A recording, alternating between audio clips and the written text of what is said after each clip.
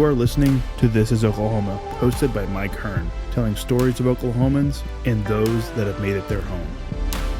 What's up, guys? Welcome back to another episode of This is Oklahoma podcast. Mike Hearn here, your host, back with another episode. Excited to share this episode with you today. But before we do, I've got to thank our sponsors. First of all, the Oklahoma Hall of Fame. They've been a huge part of this podcast for the last few years. So the Oklahoma Hall of Fame have been sharing Oklahoma's story through its people since 1927. For more information on the Oklahoma Hall of Fame, go to www.oklahomahof.com. And for daily updates, go to oklahomahof on Instagram and give them a follow. Our other sponsor today is the Chickasaw Nation. Now, the Chickasaw Nation have sponsored pretty much everything in Oklahoma. They're a huge supporter of Oklahoma, and it's an honor to have their name and their brand supporting this podcast. So a huge shout out to Governor Anatoby for supporting this podcast. It really means a lot. Our third sponsor is Diffie Ford Lincoln down in El Reno. Now, this one makes me so happy because these guys are great friends of mine, play a lot of golf together. I've bought my cars from them, do most of my oil changes down there, have a cup of coffee, hang out down in El Reno. It's a good spot to go. And not only are they great friends, but they provide a great service. So for over 60 years, third generation family owned Oklahoma business down in El Reno. They're also in Bethany as well. So people in the Bethany area know the Diffies really well. But if you're looking for anything new, used, Ford, Lincoln, or whatever, I'm sure they could find anything you want. Check them out, diffieford.net, and then on Instagram at diffiefordlincoln. This episode is presented by the Choctaw Nation. The Choctaw people have a rich history and a bright future. At the Choctaw Cultural Center, you can take part in a story 14,000 years in the making. Stroll through our immersive exhibits portraying Choctaw life from the moment our ancestors emerged from the Nani Weha in Mississippian homelands to the Trail of Tears, where we lost so many loved ones, and finally to the modern-day tribe making a positive impact on local communities throughout southeastern Oklahoma. Try your hand at our social dancing and stickball and learn more about our vibrant culture through demonstrations, workshops, and classes. The kids will have a blast in our Luxie Activity Center. The Choctaw Cultural Center is more than a museum. It's a living, breathing experience. Visit choctawculturalcenter.com to plan your visit. What's up, guys? Welcome back to another episode of This is Oklahoma. Mike Hearn here, host, back with another episode down at the Oklahoma Hall of Fame today. Gives me great pleasure to introduce our guest today, Congressman JC Watts, former OU quarterback, right? Once upon a time. Done some really cool stuff, and obviously, had a great career in politics and still going. But we're going to talk about a lot of different things today, a lot of stuff that most people don't get from just reading your bio on a website or something, right? That's why we do this awesome kind of hour podcast and dive into who you are and what you do. But when people say to you, who is JC Watts, what do you usually tell them? And then, Mike, as you just shared, most people know that I played football at the University of Oklahoma, played in Canada for 5 years, Toronto and Ottawa. Served in the political arena for about 12 years, four on the state level, then 8 in federal government as a member of Congress. But I think the things that I take a lot of pride in that I think will really establish your legacy, it's your kids and your grandkids. I've been married for 45 years, and boy, it tells you a whole lot about my wife, Frankie, and 6 kids, 10 grandkids, and this is a special time of the year for me because of Thanksgiving and Christmas, when one of those 2 holidays will usually have everybody under one roof. So it's pretty special with the Christmas lights and the trees and the gifts, and so. But yeah, I've done a little bit of everything. One of these days I'm going to retire, and I've been blessed to do enough that I'm trying to figure out what am I going to retire from. Yeah. So anyway, but married 45 years, 6 kids, 10 grandkids, and I enjoy being with family. I don't have many hobbies. I read a little bit. I work out, 6 times a week at least. And I guess that's, if I mentioned that I had a hobby, that would probably be it. But, excuse me, when you've got kids and grandkids, that's kind of your social life. Yeah. That's your those, I guess those are your hobbies, and so I've enjoyed that. Yeah. So Thanksgiving obviously coming up. What is what's the specialty on the menu? Are you big into the cooking, or do you just step back? I handle the yams, okay. And if the cornbread dressing and the yams, if they're not right, Thanksgiving is a waste. I mean, it's a bummer. Yeah. So, I so enjoy the yams that you'd go to different people's house for Thanksgiving and the yams wouldn't be right. I just did it, and I was looking for my mother's flavor in the yams. She just had a way with cornbread dressing and the yams, and my wife got that cornbread dressing thing down pretty well after. We were married for 20, 25 years. She got that down. But the yams would just, everywhere we'd go, they wouldn't be right. And so I just kind of started doing it myself and said, if I do it, I know they'll be sweet enough. I know they'll have the right flavor, right vanilla, right cinnamon, right nutmeg in them. And Mike, we invited some of our friends when we lived in Virginia 7-8 years ago. We invited some of our friends over for Thanksgiving. They were from Oklahoma, and they were my daughter's friends, actually. The family was in the area. We invited them Thanksgiving dinner, and they made the comment, they said, man, these yams should be dessert. So I thought, mission accomplished. So yeah, the cornbread dressing and the yams. I don't care about the turkey. I don't care about the cranberry sauce. I don't care about the sweet potato pie or pumpkin pie. I'm focused on the yams and the cornbread dressing. Yeah, and like I said earlier, you got all the family around. Everyone's having a good time. You got football on TV and all the other good stuff. Yeah. It's such a great occasion. Right for the family and a time to really, I think, give thanks. Yeah. And regardless of what political party we're in, or what part of town we live in, or grew up in, or regardless of what we think might be going wrong in America or around the world, we all have something to be thankful for. So we do take time to give thanks for the blessings that we've enjoyed in spite of what the craziness that we see happening out there. Yeah, definitely. And for me, coming from the UK, growing up there, Thanksgiving was not a thing. We don't have that back home. We do celebrate Christmas. But for you, over your career and travels, because you're away from probably Oklahoma so much and traveling so much, that rather than the odd birthday, Thanksgiving was probably the only time you really got everyone under one roof, and Christmas, right? Yeah, it is, and with all of our kids, we may get 2 or 3 for Thanksgiving, or maybe 2, but for Christmas, that's usually the time that we get everybody together. Now, when I played football in Canada, I actually got to experience 2 Thanksgivings, because Thanksgiving in Canada is in October. Oh yeah, and then I would come home and usually be home for Thanksgiving here in the U.S. And so I got to experience, had 2 times that we set aside to give thanks. Yeah, brilliant. So going back then, you grew up in Eufaula. Right.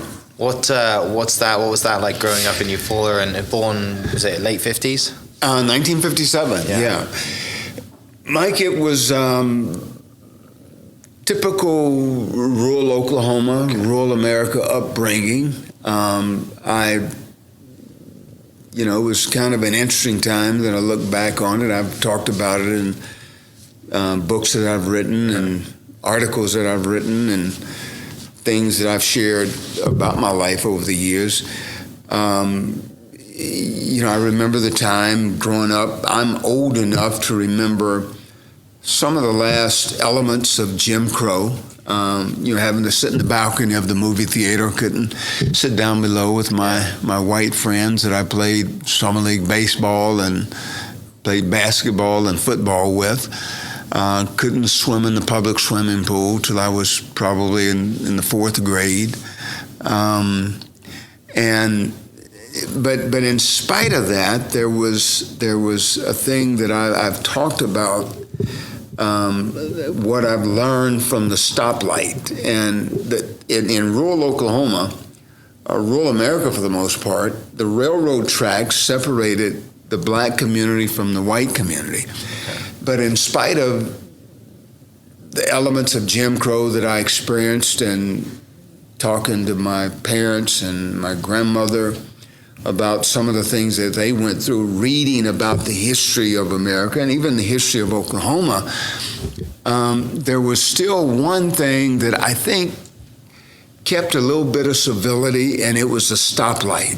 And regardless of what side of the railroad tracks you grew up on, everybody in the community recognized that red meant stop, yellow meant clear the intersection, green meant go. And everybody respected the stoplight. And I think when I look back on my upbringing and growing up in Eufaula, Oklahoma, I've often said that Eufaula, Oklahoma gave me my roots, but the University of Oklahoma gave me my wings.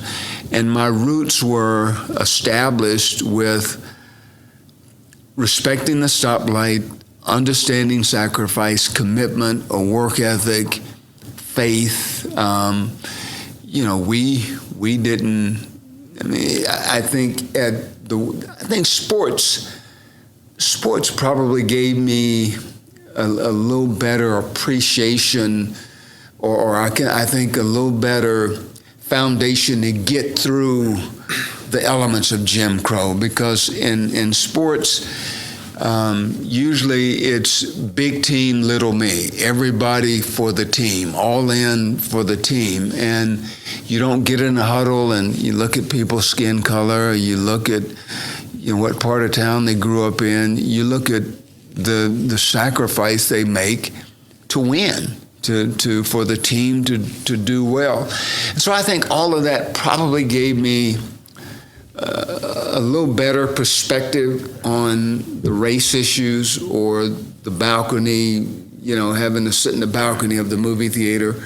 All of those things gave me a little greater perspective. I think being an athlete and kind of being the quarterback of the team, and boxing and basketball, and what my Native American basketball coach and what my white football coach and what my black father, what they expressed and talked about, it was all the same thing. Sacrifice, having a respect for authority, go to school, and not only are you going to go to school, you're going to act civilized once you get there. I mean, those are the values that Buddy and Helen Watts and my family members, that's what they taught us, and it's those roots have served me well. Yeah. And with with having a big family and with the experience that you've had growing up, how do you kind of, when you hear your grandkids talking to you about problems they may have or problems in the world, and obviously you have a lot more experience than they do, but we have different problems today compared to the problems that you grew up with. How do you use that experience and not be the bitter old man and say, back in my day, it was, you have nothing, you didn't deal with what I dealt with? Because those are the fascinating questions. And also the interesting, great part about it is you get to be a dad and a granddad, right? Yeah. How do you... And I think, my son, my baby boy, played football at the University of Tulsa, and went over there as a walk-on, Mike, and started for 4 years. But his freshman year, he wanted to quit.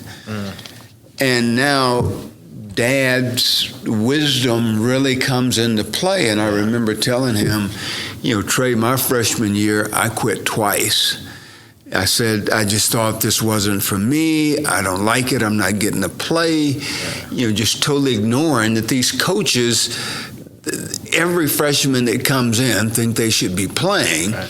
And so I remember Coach Switzer telling me my freshman year when I wanted to quit, he said, hey, if you stay, you'll play. You've got a future here.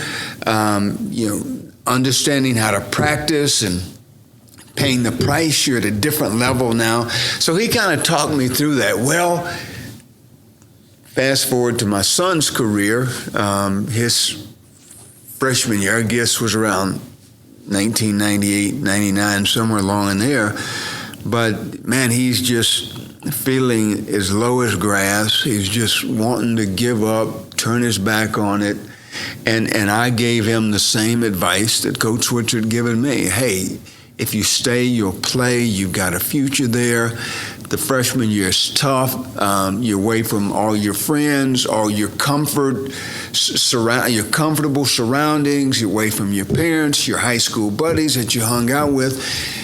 Hang in there. And Mike, then the second year, he's starting. Yeah. And the third year, he's doing great. And the fourth, is his next to last year, he's the center of their offense, one of the critical pieces of their offense. And I look back on that, and I think what and now he's married, he's got a daughter, got a good career with Uber, he and his wife.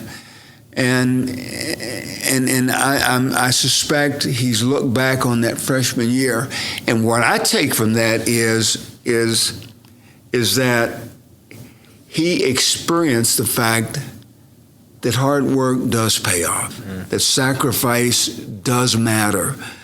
Don't get discouraged and lose hope and give up when things don't go your way. And those are life lessons, that I think athletics often teach us.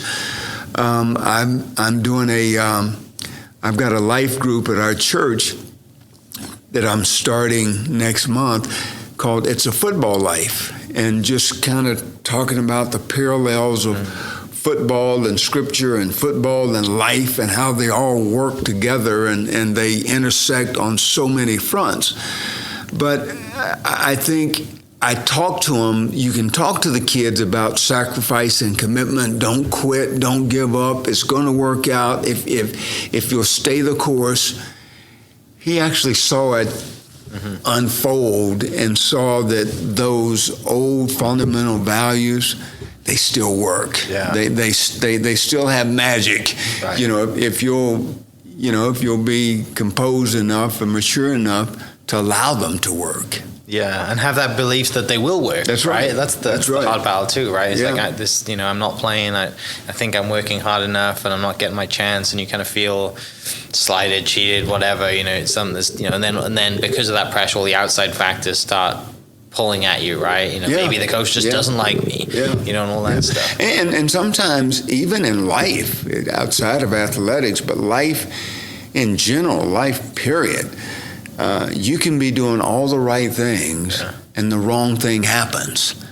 But you still have to have faith, stay the course, stay consistent, be persistent. Yeah. And just have a faith that in the end, it is going to work out the way I hope that it would. And I read I don't know who said it, I read a quote here just in the last couple of weeks. It said, in life, you never lose. You either win or you learn from the circumstances that you're faced with in life. You either win and accomplish what you're trying to accomplish, and when you don't, you take that as a learning period or as a life lesson, and you learn from it. I think Albert Einstein said, I didn't fail 1,000 times. I just found 1,000 things that didn't work. Yeah. And that was his life. The 1,001 time. Thomas Edison, the 1,001 time. After failing 1,000 times, that 1,001 time invented the light bulb. Yeah. So it's you either win in life or you learn. Yeah. You never lose. Yeah. So high school, then football is huge for you in high school, and there is that kind of passion and dream to maybe one day play at the college level. Was it always OU for you that you wanted to go play for, or did you have other offers? Not really. I was blessed to be recruited by many schools, and I finally made a decision that I was going to stay in the state. So if you're going to stay in the state of Oklahoma and play, it's either OU, Tulsa, or OSU. And I liked all three schools. But at the end of the day, the Silman boys, Leroy, Lucius, and Dewey, they too are from Eufaula. And, just great guys and good football players. And I remember in the 7th grade, OU kind of hit my radar screen because we played Nebraska. University of Oklahoma played the University of Nebraska in the game of the decade.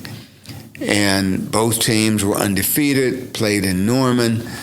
And for the first time in my life, I saw someone on national television that I knew personally. It was Lucius Silman. And it clicked with me in a way that I had not, it intersected with me in a way that I had never experienced, just because Lucius dated my sister and in high school, and this guy that was in my front room, now he's on my TV screen. That was a big deal in Eufaula, Oklahoma, to the kids down there. And so before that, the two teams that I really kept up with, I could tell you a whole lot more about Notre Dame and Grambling than I could the University of Oklahoma until that game in 1971. So I decided I was going to stay in the state of Oklahoma. When I was getting recruited, I took trips to Texas Tech and Rice University and Oklahoma State, OU. I played basketball, so I didn't get to travel a whole lot. But I finally concluded that what I wanted in a program, good academics, good athletics, you get national exposure on TV, 2 hours from home. I just decided I was going to pick the University of Oklahoma, and of course, the rest is history. Yeah. And you get there, and like you said, you didn't, you go to OU, and at first, you like you said, you wanted to quit twice. Yeah. So freshman year was not easy and tough. And what did you, when you go at that point, that you're going through the kind of low esteem, you think, I don't want to do this anymore. What was the net, what were you thinking you were going to do? Were you just going to leave football and go to, studies?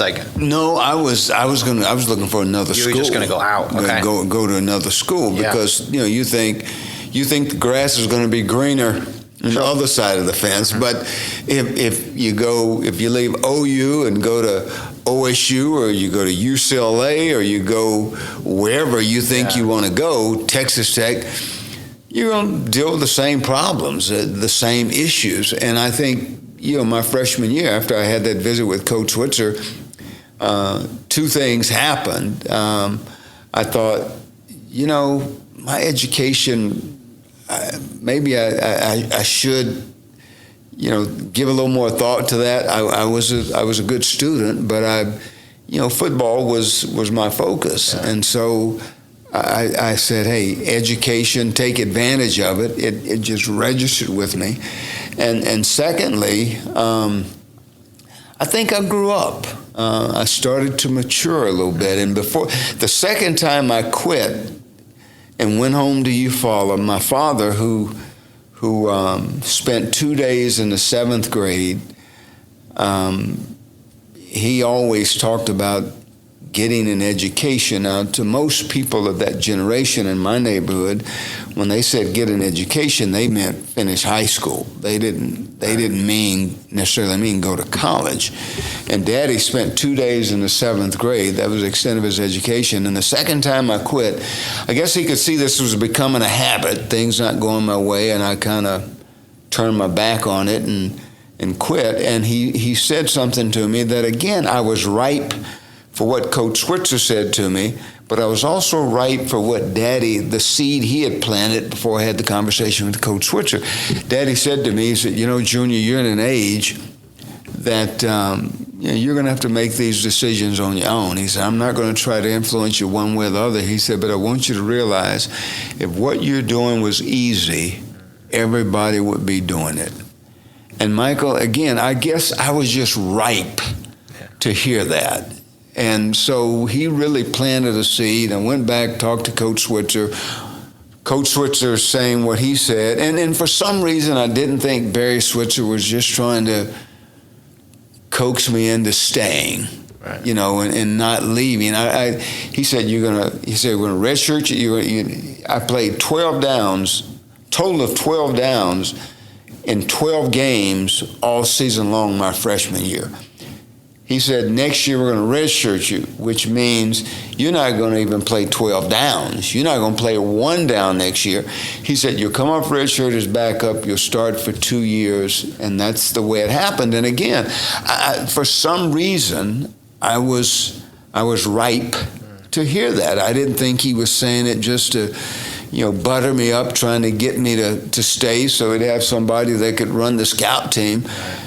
I took him at his word, and that's exactly how it turned out. Yeah. I was redshirted, came off redshirt as a backup to Thomas Lott, and started for 2 years, and had a nice career at the University of Oklahoma, and graduated in 1981 with a degree in journalism. Yeah, it's a lot of trust there then in Coach at that point. Yes, and I look back on that time, and some of the guys I came in with as freshmen, they did leave.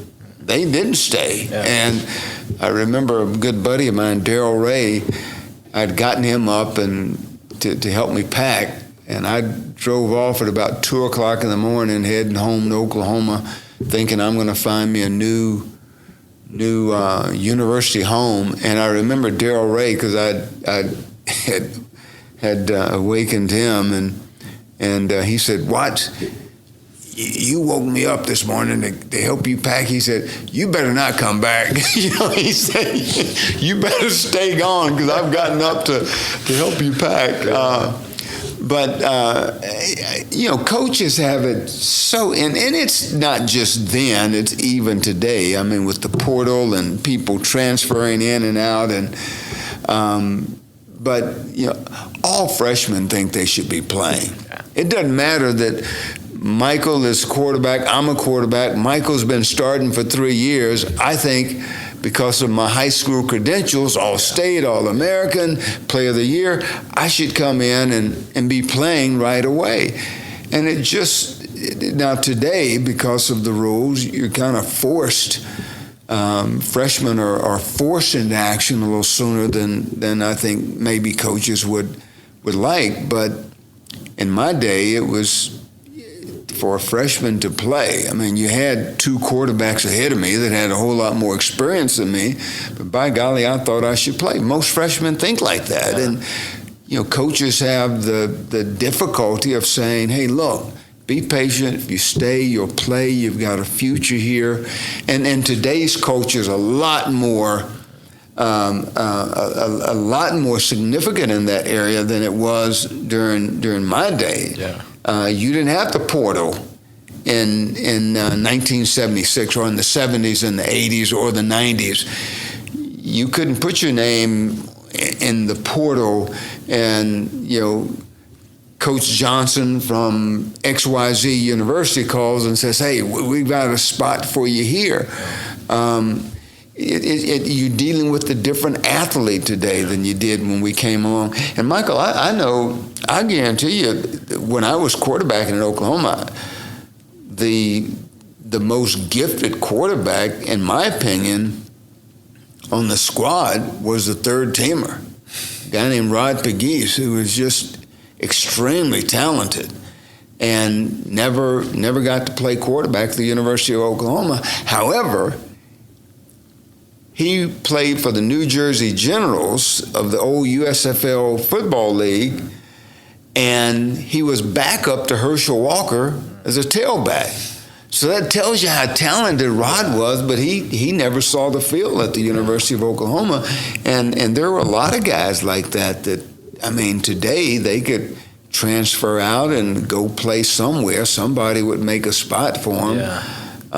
They were all everything in high school, and that was also during a time that you could offer, up until 1976, you could offer 50 scholarships if you wanted to. Right. Today, I think you can only offer 25. So things have changed. You're dealing with a different kind of athlete. I think athletes today are a little more I and me than we and us than they were than we were in the 70s and 80s. So things have changed, but coaches have to manage all of that, all the personalities and egos and the parents and, the girlfriends that thinks he should be playing. And coaches have to manage all of that. And in 1976, that's kind of where I was. I thought I should be playing, and by golly, if you're not going to play me, give me a release, and I'll go somewhere else. Yeah. Well, and now they're dealing with the NIL deals and the money that's coming in, and guys getting more money than others, and guys getting cars from local dealerships and all that stuff. Yeah, right? yeah. And I think actually the NIL. Yeah. I think they need to put some parameters around it, some sideboards around it, if you will. I like the fact that I think players are being compensated in some way. I don't like the fact that School A could literally get in a bidding war with School B, and at the end of the day, you're thinking, man, if that kid goes pro, he's going to have to take a cut in pay. He's making more as a college freshman or sophomore than he would have, been in NFL 2 or 3 years. But so I don't think we can justify, or we could justify, a coach making $8 to $10 million a year because of the product on the field, which means Michael and JC we're the product on the field. The coach is making $10 million a year. The university is making millions, or the athletic department is making millions of dollars out of it. But the kids, they're not compensated in some way. I would like to have seen maybe some type of stipend for everybody on the team on scholarship. And maybe another thing, at the end of 4 or 5 years, if a kid's on scholarship, you give them a $50,000 grant after they graduate, and to kind of get, maybe buy a condo or give them somewhat of a jump start, if you will, in life after football. I mean, I think there's a lot of things that could have been done, but what we have now, it's literally, I just don't think it's healthy for college football. I don't think it's healthy for the locker room, the culture of the locker room. Michael's making $20,000 a month, and JC is second, third team quarterback, making nothing. Right. Knowing if something happens to Michael, I go in, I could make a pretty good argument that I'm significant. Yeah. So it seems to beckon a lot of issues, and I think the NCAA, I think they're worthless. I think they should. I don't know how they couldn't have seen this coming. I told an athletic director about 4 years ago, I said to him, because I was taking exception to some things they were doing or that happened at a particular university, and so I had the luxury of being able to call and talk to the athletic director, and I told him, I said, in the next 3 to 5 years, you're going to see, because of what's going on in college athletics, what's going on with health care and the athlete, what's going on in terms of compensation with coaches and players not getting anything out of it, or very little out of it, I should say. I said, in the next 3 to 5 years, you're going to see on ESPN or on the sports that some team on Saturday morning said, we refuse to go out and play today because we don't like XYZ. And that almost happened 2 years ago in Missouri. I think it was the University of Missouri, where the players were talking about boycotting and not going out because of some things that the university had done. So it's just human nature that if JC and Michael both are doing the same thing, but you're paying JC thousands and Michael's not making anything, or vice versa. I mean, it's just human nature that at some point you say, something's wrong with this picture. Right. And I think I think we're there in college athletics. Yeah, I agree. It's, and obviously, firsthand, the experience that you guys had compared to the experience that these kids are having now. And then obviously through the friends you still have and the connections through the team, you're hearing these stories of like you said, the coach's job is hard enough dealing with, egos coming in, freshmen or whoever deciding that they should play. But also when you got, money adds a whole lot of problems. Oh, yeah. And Michael, and let me tell you something else. I think coaches, the first time I saw a national press conference on ESPN of a high school kid sitting there with his mother or his parents or grandmother, your friends around, and he's got 3 different caps there, and he picks the University of Oklahoma and says, I'm going to attend the University of Oklahoma. Don't you, again, it's human nature. Don't you know that just creates an attitude that says, I'm pretty good. Yeah. Man, I'm Mr. It. I'm moving up to the east side now. Yeah.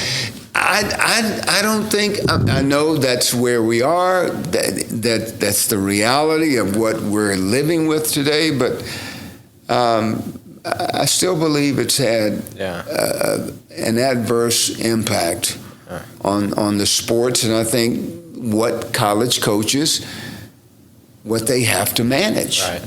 Yeah.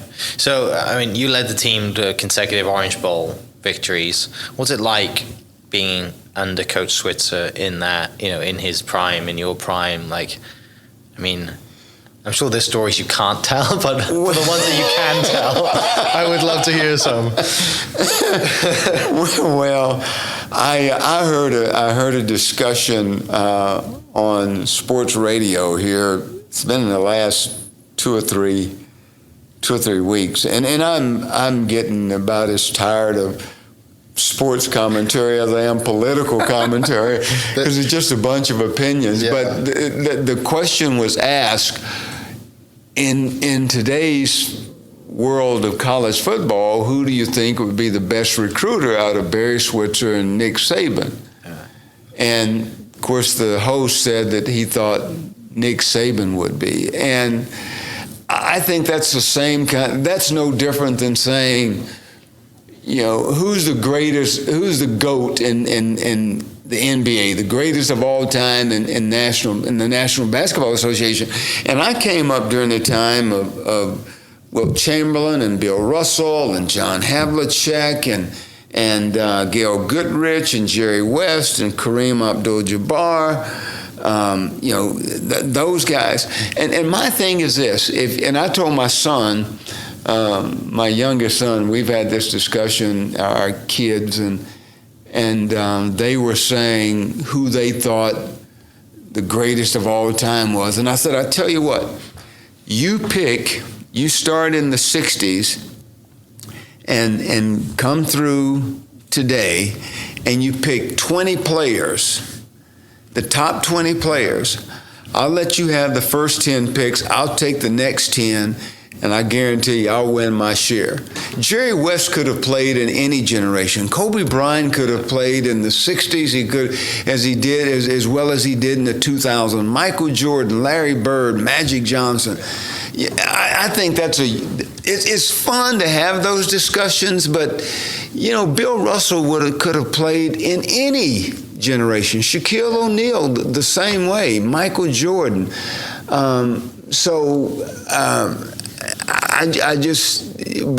the sports commentary said that, or this host, he said that he thought Nick Saban would be the best recruiter. Barry Switzer could have recruited in any generation, because one, he's got a lot of he's got a high football IQ, and two, I'm telling you, Nick Saban, Barry Switzer, any college coach, coaching is all about relationships.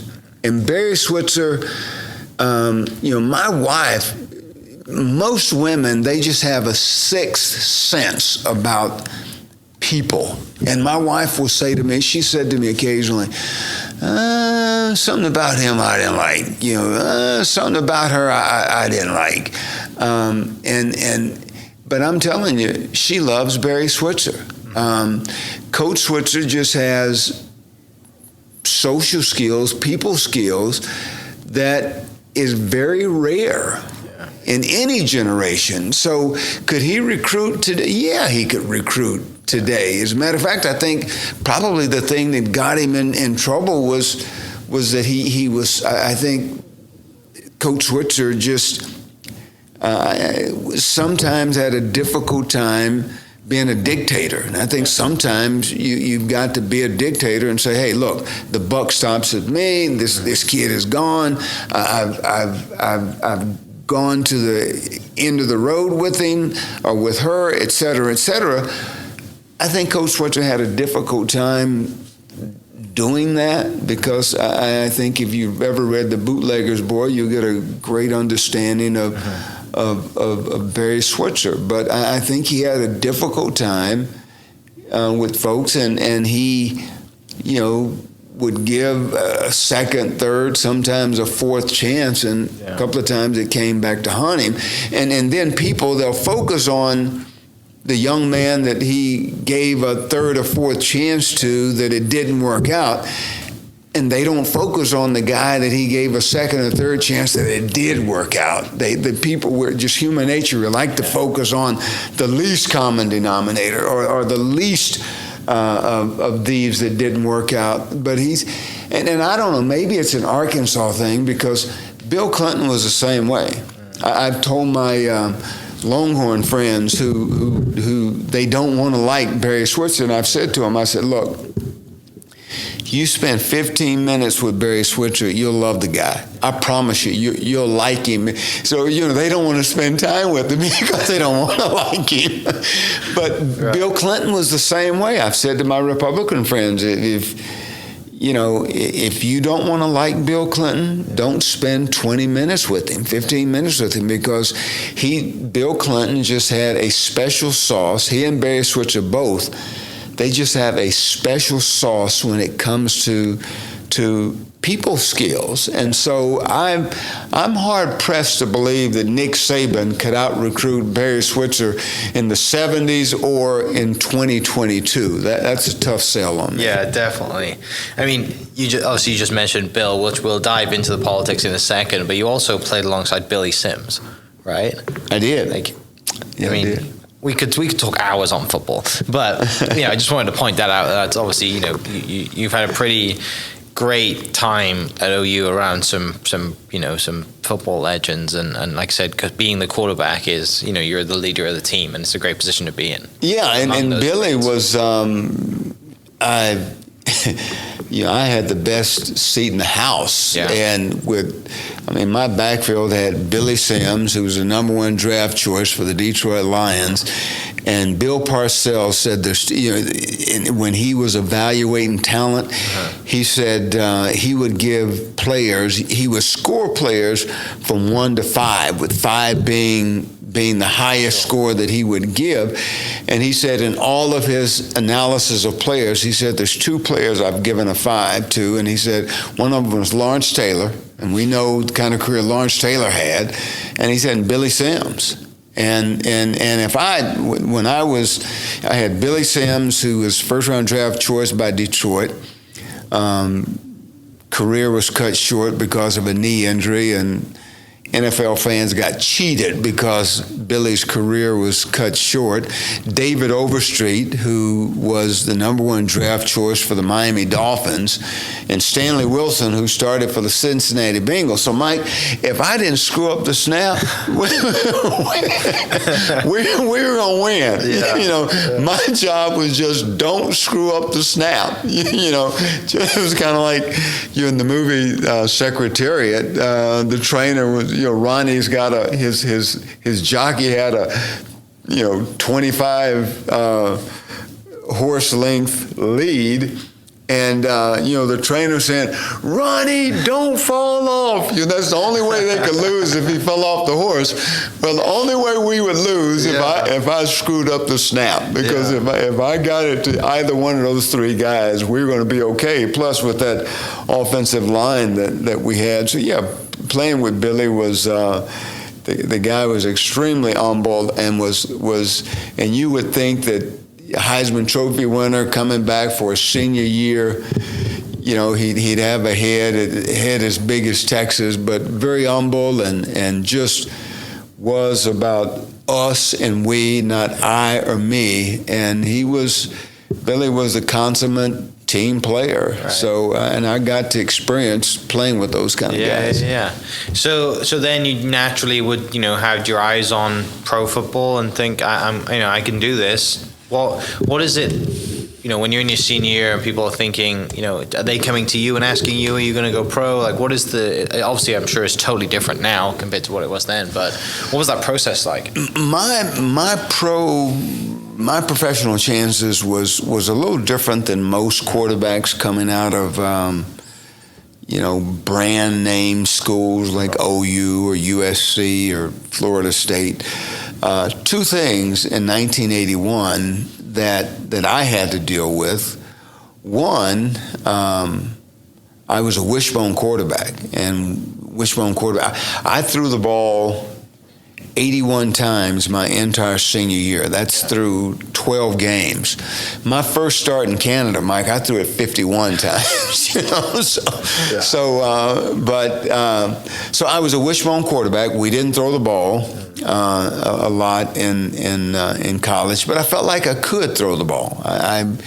And secondly, I was a black quarterback. You didn't, back in those days, you didn't see black quarterbacks in the National Football League, and then not only then being a mobile quarterback today, mobile quarterbacks, Baker Mayfield, Jalen Hurts, Kyler Murray,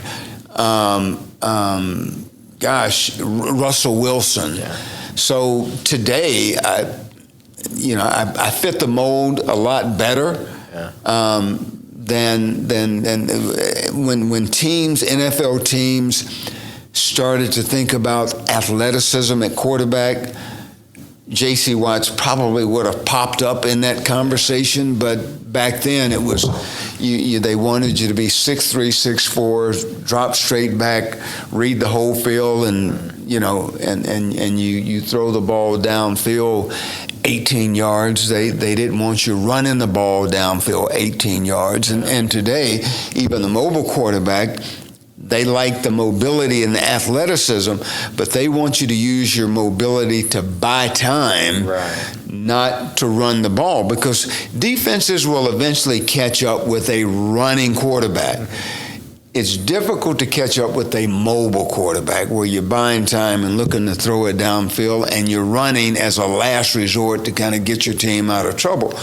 So I was a mobile quarterback that ran the wishbone, and I was a black quarterback. You just didn't see many black quarterbacks unless it was the Southwestern Athletic Conference, SWAC, Grambling, Jackson State, et cetera. And I told you earlier, I said, when I grew up, I knew more about Grambling and Notre Dame because that's who we saw on Sunday morning playbacks before we went to church. So I knew quite a lot about the black quarterbacks in the Southwestern Athletic Conference. So when I graduated college, I was going to go to Canada and prove that I could throw the ball 30 times a game and And I went to Canada and threw the ball 30 times a game, but kind of enjoyed being in Canada and the style of football. And after 5 years, I just decided it was time for me to move on and start thinking about another career. And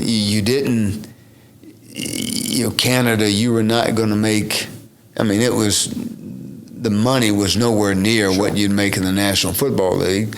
You lost 25, 30 cents on every dollar when you transferred it to send it back home every week to the family.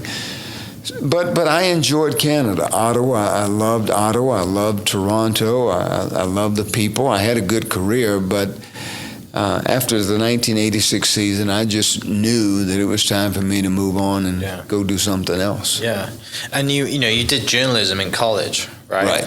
Right. Why journalism?